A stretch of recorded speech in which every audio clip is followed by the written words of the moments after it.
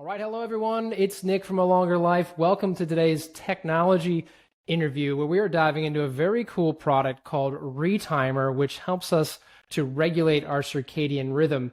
And today I'm joined by Professor Leon Lack, who's actually originally from the US, just like me, and where he went to Stanford before coming all the way to Australia to settle in Adelaide, where he's been since 1971, actually, working most recently at the Flinders University in the School of Psychology. He conducts research in the areas of sleep, circadian rhythm, bright light therapy, and insomnia. So he knows a lot about sleep.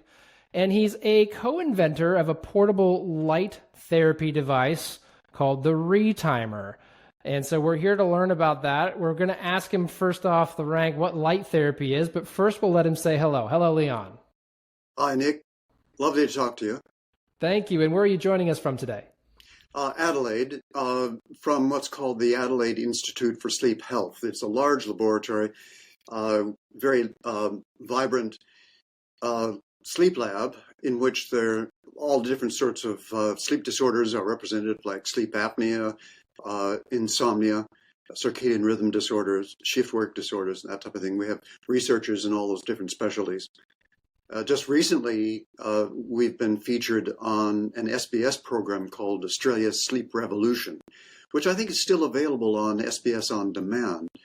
Michael Mosley was sort of the feature artist on it, and unfortunately, he's no longer with us. Died suddenly on a Greek island just earlier this year.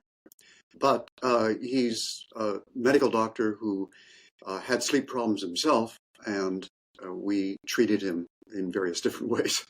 Right. So you are coming from a source of authority today, surrounded by all sorts of sleep technology, sleep experts. And the thing that we're going to speak about today is actually one of the ways we can correct our circadian rhythm, and that's with light therapy. So let's start there. What is light therapy?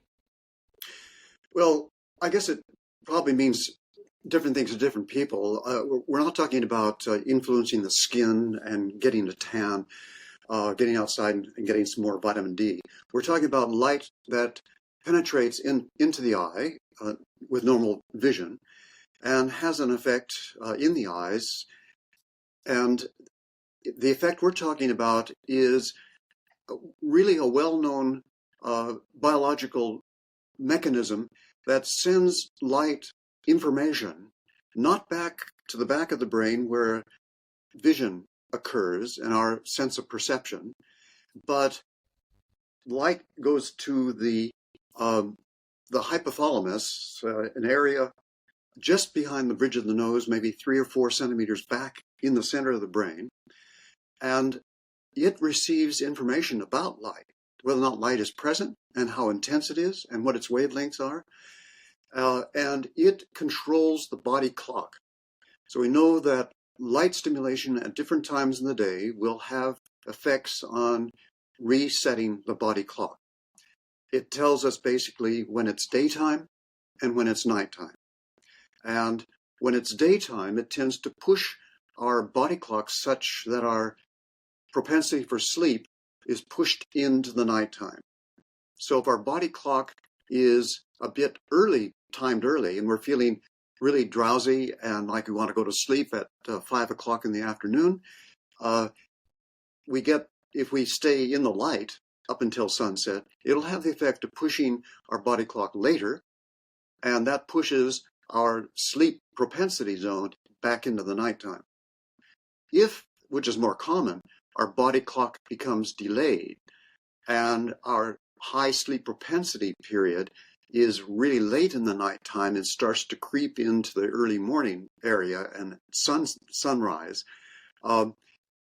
getting exposed to light at that time tends to push our body clock earlier back, so our sleep is pushed back into the nighttime again. So it's a really clever mechanism of making sure that as humans, we sleep during the nighttime.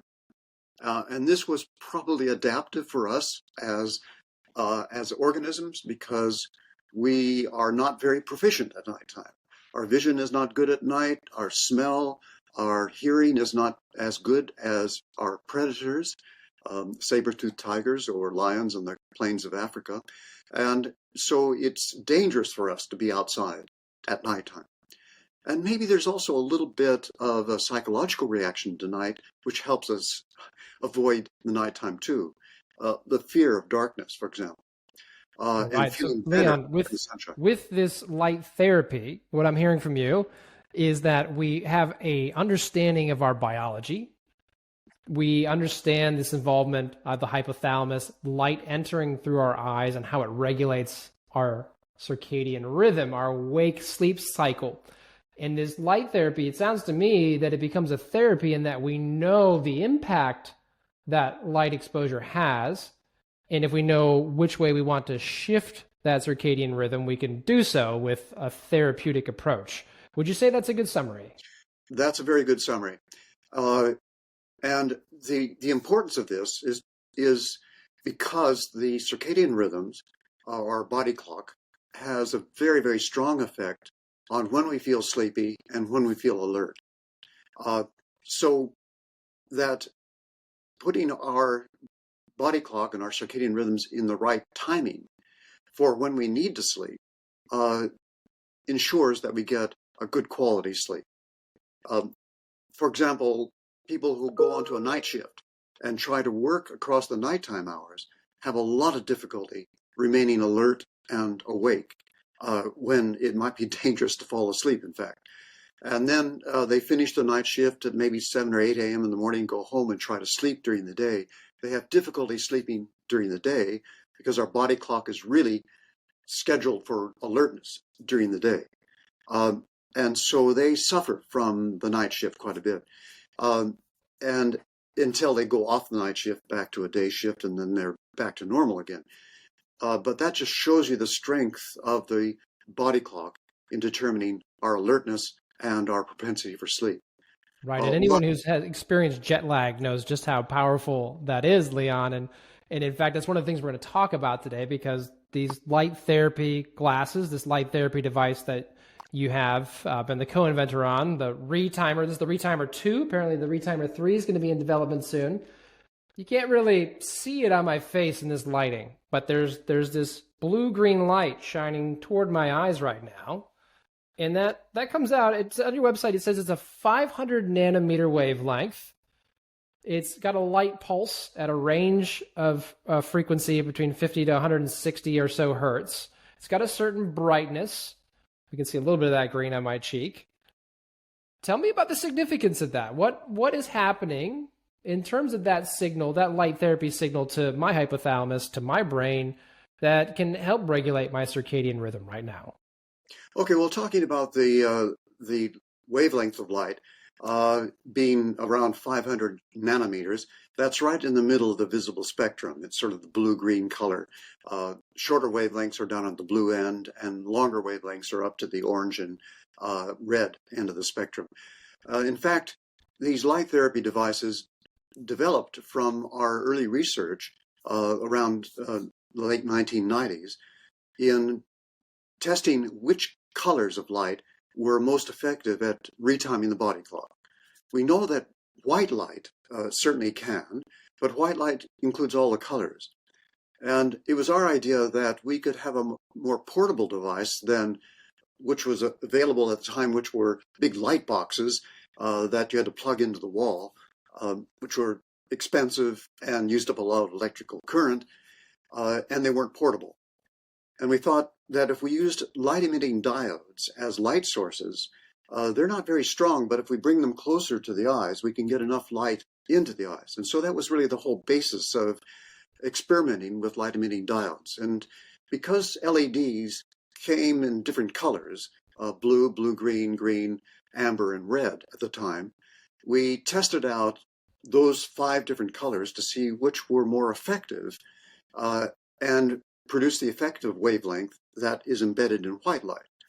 And it turned out the blue and the blue-green light were the most effective at retiming the body clock. So exposure to those colors of light in the evening tended to delay the body clock. Exposure to those light colors in the morning tended to shift the body clock earlier. So we knew we had a handle on this, and then it was the blue-green color, which we used in the development of the retimer glasses. Right. And I'll turn that around so you can see a little bit on the camera, those LEDs, the light emitting diodes down there doing the blue-green light. And there's two settings on here. There's a dimmer setting and a brighter setting that take us through that intensity of light, or the lux lumens per meter squared number that you see on the website. And you mentioned the development of this device. You mentioned the science. You started to mention some of the science and research behind developing this and proving that it works in the way that you just described. And I wanted to ask you a little bit about some of that research. And in fact, I really loved, because it's fairly timely at the moment, we've just finished the Paris Olympics. And in fact, one of the studies that you had was a 2018 studies on some Olympians in the Rio Olympics back in 2016, where these athletes needed to compete at times where they would normally be asleep. So there was research on 22 athletes where they would use this device, or a device very similar to it with the same characteristics we just described, to shift their circadian rhythm later so they could perform better at races. Take it away, Leon. Tell us about that. That's a fascinating study. Yes, we've been involved in giving advice to some of the sporting teams that have to travel across time zones. We gave advice to the Socceroos, the Australian soccer football team, when they had to fly from Uruguay back to Sydney, and that was a big time zone shift. They ended up winning their game, by the way. We also were involved in giving advice to the Norwegian triathlete team in the Tokyo Olympics. When they practiced in France and at high altitudes, then they had to fly to Japan for the Olympics. And one of their triathletes, in fact, won the gold medal as well. So they used these light therapy devices, the retimers, to start shifting their body clock earlier in time, so that when they performed in Tokyo, they'd be performing at the best time across the day to do that, rather than at nighttime. So again, the strength of the body clock would say that if you were trying to compete at, say, 5 a.m. in the morning, when for most people that's the trough of the temperature rhythm and metabolic rate, everything is slowed down in the nervous system at that time. And you are not at your maximum strength. You're at your minimum strength and endurance at that time. But at 4 or 5 p.m. in the afternoon, you're generally getting close to the maximum performance time of the day. And that variation across the day follows all of the body clock circadian rhythms as well. So again, the circadian rhythms prepare the body for action across the day. And in fact, they are the strongest in terms of speed and strength later in the day. And they're the weakest. You're at your weakest basically at 4, 5, 6 a.m. in the morning. So it was really to try to avoid those times when they had to compete in the Olympics. And it looks like they were successful. Yeah, that's really fascinating, Leon. Thanks for diving into that one. And I'm actually an amateur triathlete, and often I have to get up and start races at 6:30 in the morning. And it makes me think about how I might use these retimer glasses, this retimer light therapy device to up my game. And it wasn't just in Olympians that you guys have done research. There's actually been a lot of research, over 14 papers that we found on the website that linked through to studies using this device. And another one was on some young adults who used this device 30 minutes each morning, and you were able to measure a improvement in what we call in a longer life sleep quantity, or the total sleep time, by advancing their circadian timing. Can you just explain that to us in a more simple fashion? Sure. How does using a device like this in the morning for around 30 minutes allow us to sleep better or longer at night? Well, this was a study. We didn't do the study, so there are a lot of other research labs around the world that have used the retimers for various purposes. And this one is a good one, which is still being explored and developed in terms of the technology. But it's pretty typical in a young adolescent population that a number of them become phase delayed, it's called. Their body clock slips a little bit later in time, and they find it difficult then getting to sleep in the evening early enough to get enough sleep by the time they have to wake up for school on weekday mornings. And as a result of that, they don't get enough sleep. So as adolescent, they may feel the best if they're getting 8.5 to 9 hours of sleep, but it ends up that they're only getting 7 hours of sleep on a nightly basis. And so they're getting shortchanged in the amount of sleep on a nightly basis across the week. And then on the weekends, of course, is the only chance to sort of catch up on their sleep, because if they go to bed earlier on a weeknight, maybe 10 o'clock, and their parents force them to bed, you have to get enough sleep by the time you have to wake up at 7, and you're staying up until midnight. Yeah, but Mom, Dad, I can't get to sleep if I go to bed at 11 o'clock. And it's true. Their body clock is delayed such that that alert zone is from 9 p.m. till midnight. And if you force them to go to bed, they still couldn't fall asleep. So they can't fall asleep till midnight, but they have to wake up at 6:30 or 7. So they have their sleep shortchanged. They don't get enough sleep. But if we can retime the body clock to move that alert zone earlier, say to 6 p.m., 7 p.m., 8 p.m., such that by 10 p.m., their body clock is now entering into the sleep zone, if you like, instead of the alert zone. They can get to sleep earlier and get more total sleep because they have this fixed wake-up time on weekdays. Let's boil that down to a very practical example, because I think that's a common experience for many people, maybe not even just adolescents, but it's bedtime. I'm not tired. And, I speak a lot about how that comes down to our nervous system, our light exposure. I speak about using high quality blue light blocking glasses to make sure you're not telling your brain to stay awake. But specifically in terms of using light into our eyes, like we can with this device, there we have somebody who's falling asleep 11 p.m., midnight. That's too late. So let's boil that down to a very specific action they might take with the retimer light therapy device. What do they wake up and do? Well, as soon as they wake up and on weekday mornings, they may not have a great deal of time from the time they wake up till the time they've got to leave home. But in that time, at least, they're maybe trying to have a bit of breakfast, putting their clothes on, getting ready with whatever they have to do. They can stick these glasses on as soon as they wake up and start getting exposed to the light that we know will have an effect to shift their body clock earlier in time. So if they use this on a regular basis and also on the weekends, in the mornings, as soon as possible after waking up, it will shift their body clock earlier. And we have good research that shows that that indeed is what happens by using light in the morning. Now, normally, sunshine has that same effect. But in our lives these days, particularly during the wintertime, you don't have much opportunity to get exposed to sunlight at the right time of the day. And if you see these types of people outdoors too, what do they have on? They have on these sort of dark glasses to shield the light away from them. That's precisely what they shouldn't be doing. They should be getting exposed to as much light as possible, but they don't. So using these light therapy glasses in the morning for at least a half an hour or more on the weekends, if they have time available, can shift the body clock earlier, and this shifts the sleep zone earlier, shifts that alert zone, which occurs from about 6 p.m. to 9 p.m. in most people, but occurs in these people from maybe 9 p.m. to midnight. It shifts that alert zone earlier, gets it out of the way of the time that they actually want to be able to go to bed and fall asleep easily.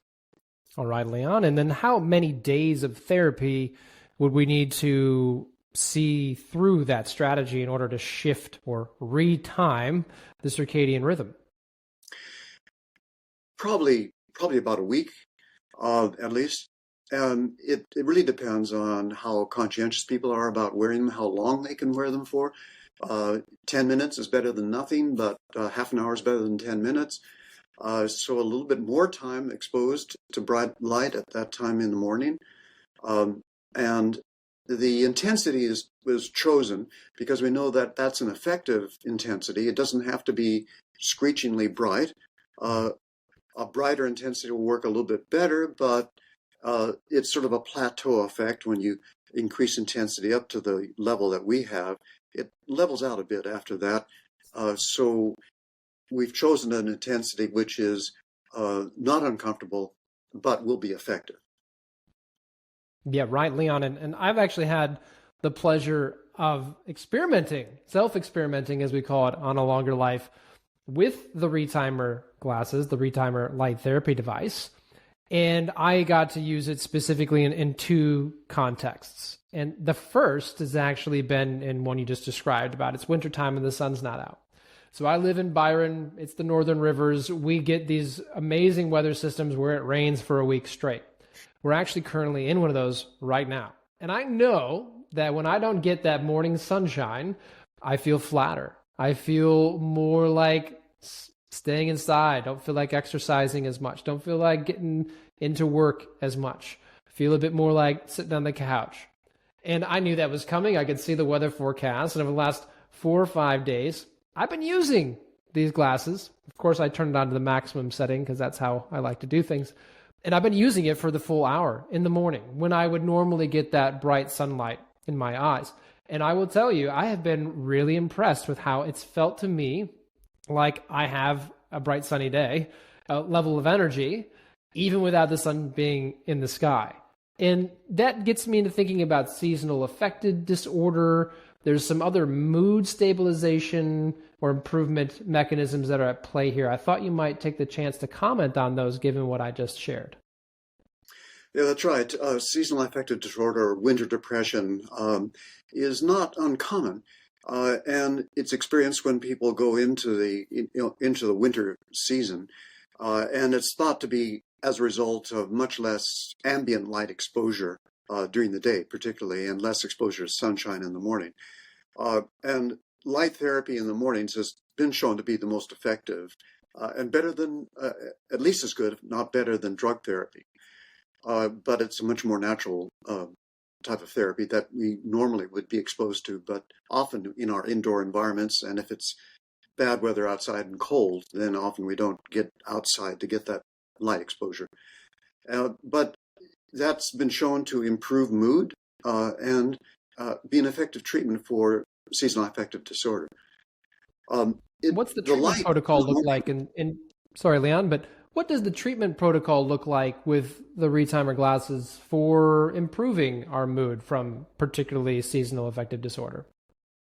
Well, yeah, the protocol is pretty much the same as used for people that are having trouble getting to sleep early enough in the evenings and not getting enough sleep.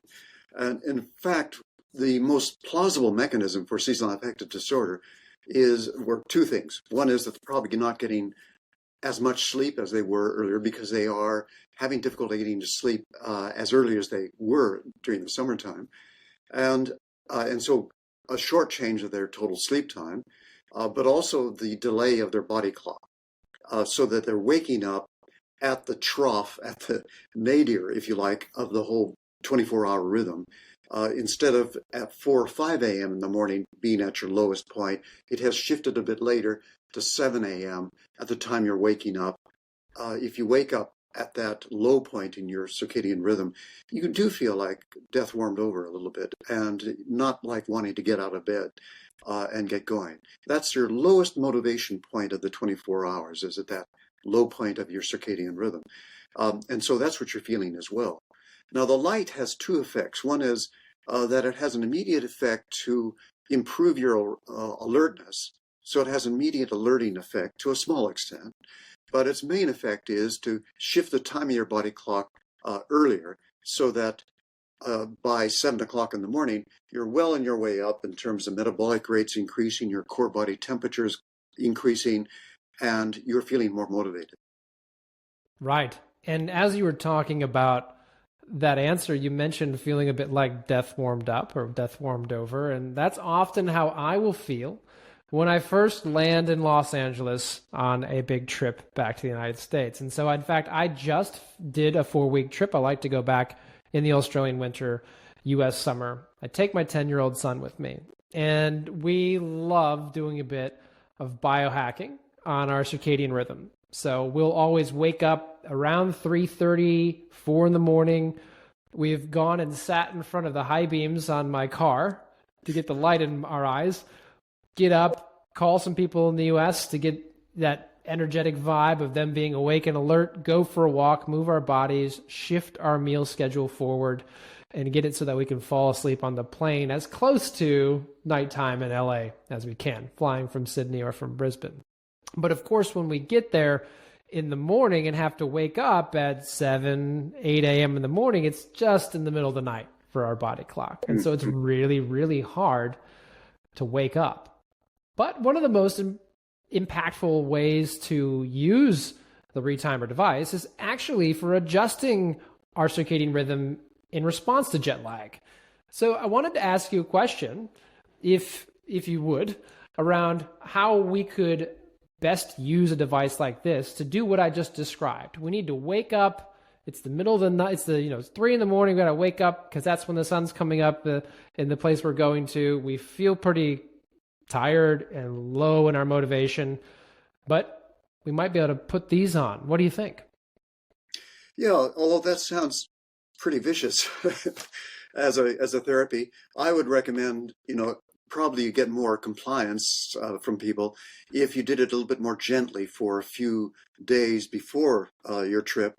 So in other words, waking up half an hour earlier each morning and getting exposed to light using the retimers so that you shift your body clock back maybe 2 or 3 hours earlier before you leave, but doing it in a way that's a little bit more gentle and that you can still get enough sleep every night so that your bedtime gets a little bit earlier as well on a regular basis. So shifting everything earlier by maybe half an hour and getting that light exposure as soon as you wake up in the morning.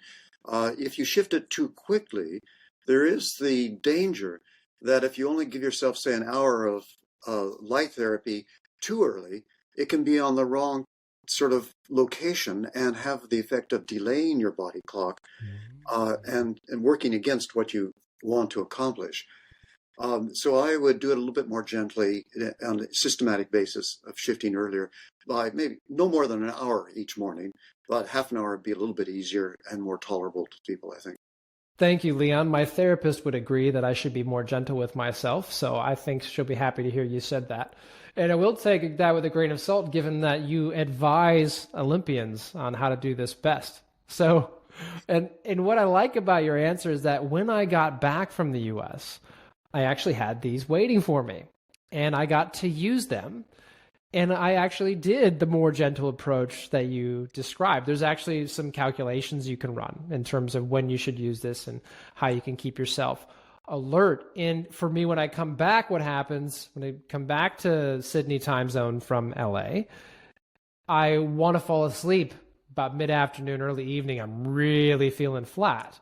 So instead, doing about 60 minutes of these and shifting that protocol later in the day, gradually over the course of a week, I was really impressed with how well I felt adjusted in just a matter of days and in what usually takes me a solid week and a half. I feel like I did it about half the time. Well, that should be the result you find. It's not an instantaneous thing. What we're doing is nudging the body clock by using light at the right time, and that's exactly when you needed to use it. So coming back from California, 6-hour time zone change, and at 6 p.m. in the late afternoon, when it's starting to get dark there in Sydney, and you're feeling really sleepy, well, that's because it's midnight in California, and that's what your body clock had adjusted to in California. And so using the light therapy glasses at that time was the most effective thing to delay your body clock, which is what you need to do to feel, to shift your sleep period later in the nighttime. So you did exactly the right thing, and that, you found the results that I would have predicted.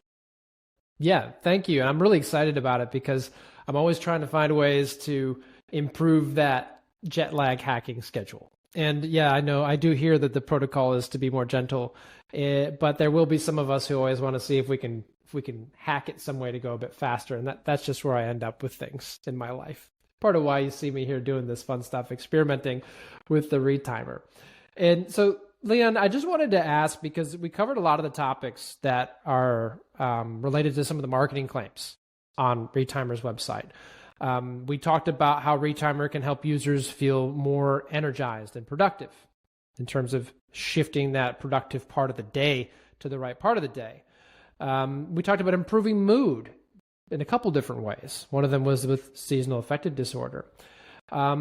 There's actually some other claims I found very interesting in terms of lowering health risks that are connected to poor sleep. And I imagine that that's related to improving sleep, reduce the risk of diseases related to poor sleep. But is that correct, or is there a bit more to that? Well, I myself wouldn't push that line too strongly. There have been some epidemiological studies that have related a low amount of sleep, less than 6 hours of sleep on a regular basis, and disrupted sleep and irregular sleep to health risks. That's always research that it's difficult to draw a causal connection between things, and so I wouldn't be too frightened by those results. But nevertheless, people will certainly feel better if they get adequate sleep, and they'll be more productive as well. Whether or not you avoid serious health risks by getting somewhat better sleep is still debatable, I think. I like to reassure the people that have chronic insomnia that I see that they're not necessarily going to die of a heart attack if they're not getting the type of sleep that they would like to get, or get Alzheimer's dementia if they're not getting adequate sleep. This is a bit of a myth that exists in our society right now that's felt very strongly, and the media tends to beat up a lot. That connection I wouldn't push too strongly at this point. But nevertheless, getting more adequate sleep, which is what you do if you're able to place your sleep period and in the proper location to get enough sleep. And so retiming the body clock to ensure that you're able to fall asleep when you need to get to sleep and get enough sleep in the end. And also getting a more regular sleep pattern too. There is some good evidence that irregularity of sleep, where you're changing your sleep onset time, your wake up times by 2 or 3 hours across the week, is associated with more health risks almost than too little sleep. So irregularity of sleep pattern can be addressed by making sure that your body clock is adjusted to a pretty fixed time point. And the retimers, of course, will be useful in ensuring that. And if you are conscientious about using the retimers when you wake up in the morning for, say, half an hour each morning, then your wake-up times become more consistent, and your body clock then is adjusted to suit a good sleep quality and quantity at the time that you can get it. Leon, you just mentioned something there that made me curious. Do you think in terms of health optimization, you cooled us off a little bit on getting too stressed out about our sleep and disease risk, and I appreciate that. But we do understand that sleep is where we recover. As an amateur athlete, I know that. We know that sleep quality and sleep quantity matter, and sleep schedule really matter for getting the best sleep we can and being part of being as healthy as we can. Do you think that there is any merit in using the retimer glasses when we wake up every morning for 30 minutes, just as a standard part of a health optimization protocol? I think it would be, particularly during the wintertime when there's much less ambient light available. Probably not as necessary in the summertime, depending on what sort of weather patterns you have. If it rains all summer, of course, and it's dark outside, then maybe the use of the retimers is useful even then. But particularly in the wintertime, and particularly for some types of individuals, and we haven't talked about that yet, we're not all are the same in terms of our body clock. Some individuals tend to become more delayed very easily. And if allowed to sleep in on the weekends, their body clock becomes delayed very quickly. And we've done research in that area to understand what aspect of our body clocks is producing that. And what we found is that some people, particularly people who describe themselves as night owls, and the more extreme case of being a night owl is what's called delayed sleep phase disorder. It has a pathological sort of term given to it and diagnosis to it. And these are people that can't get to sleep until after midnight, and maybe as late as 1 or 2 a.m. in the morning. Of course, if they have to wake up at 7 a.m., they're not getting as much sleep as they need across the week. And so they try to catch up on their sleep by sleeping in late on the weekends. And yes, that helps them catch up on their lost sleep, but also means that they're still asleep at 9 and 10 o'clock in the morning and not getting any light exposure, which is the thing that stops their delay of their body clock. And so these people are almost chronically sleep restricted and suffering from that as a result. And their sleep is very irregular too, between the weeknights and weekends. They really do need to have bright light on a more regular basis. The reason for their constant tendency to delay is that their body clock ticks over a little bit more slowly than average.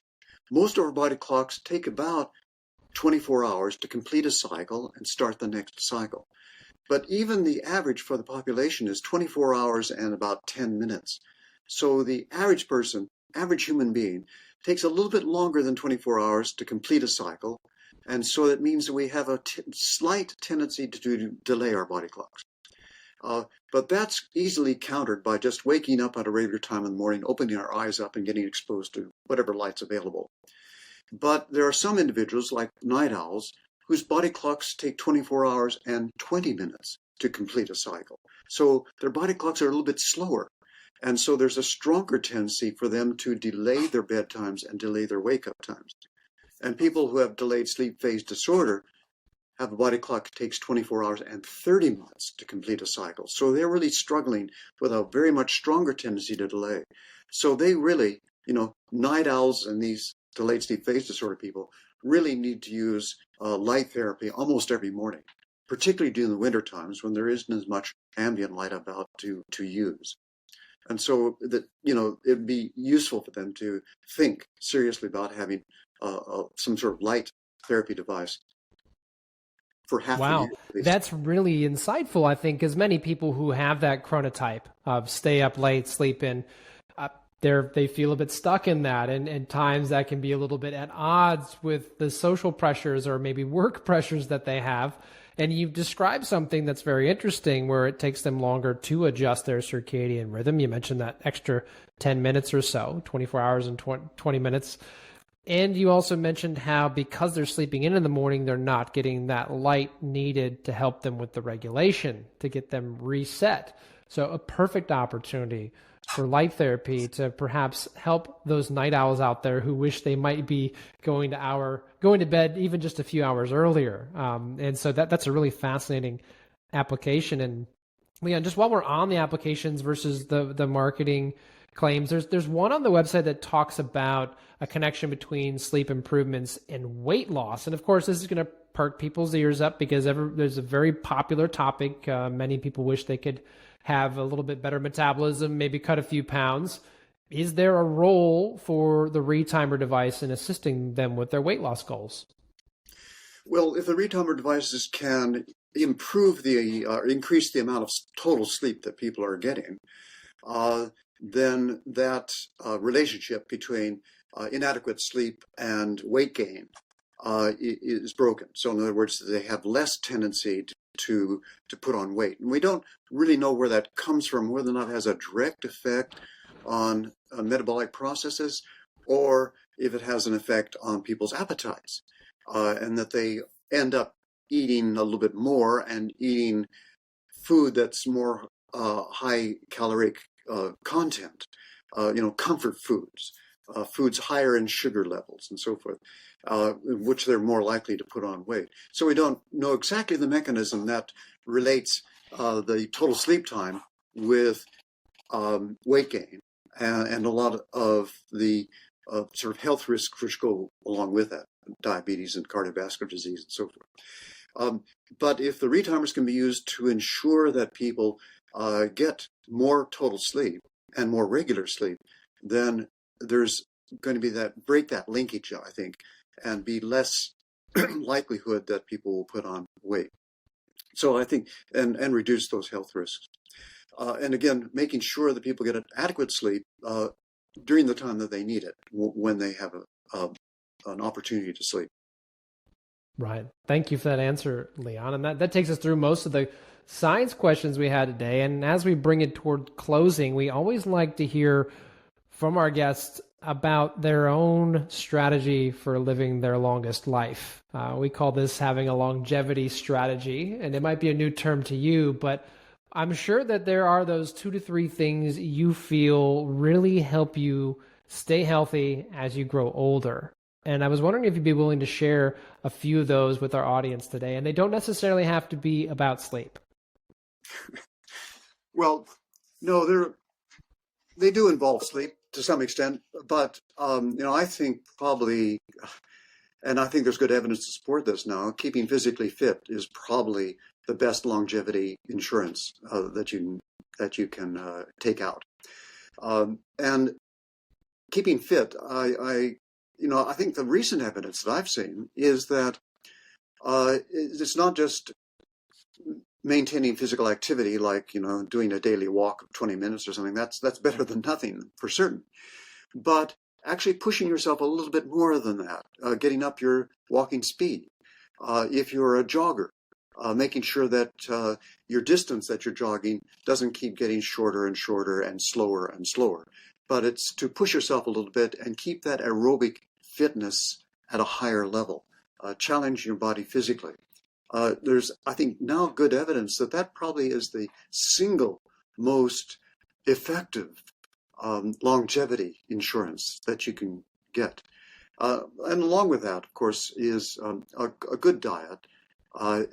But, we've had a lot of information about that, keeping your sugar and fat levels, minimizing that, good balance with lots of vegetables in your meal, and not overeating, eating more than you need.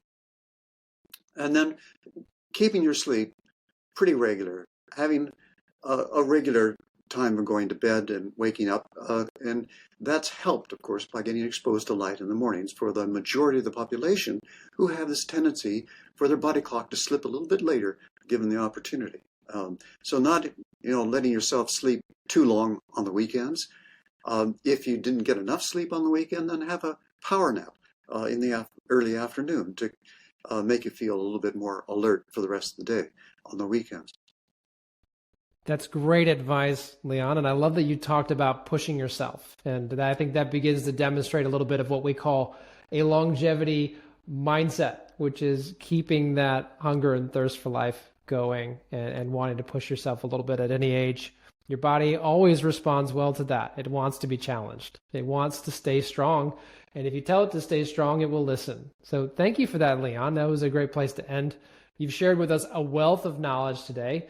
I look forward to continue to experiment with the retimer therapy device. I'll be sure to post a review about that on A Longer Life. And it may be possible to connect with you again in the future. There is another version of this device coming out. We'll let people know when that's the case. But for now, Leon, thanks. And we hope you can enjoy the rest of your week and stay healthy, stay strong, and keep living. Thank you, Nick. A pleasure talking to you.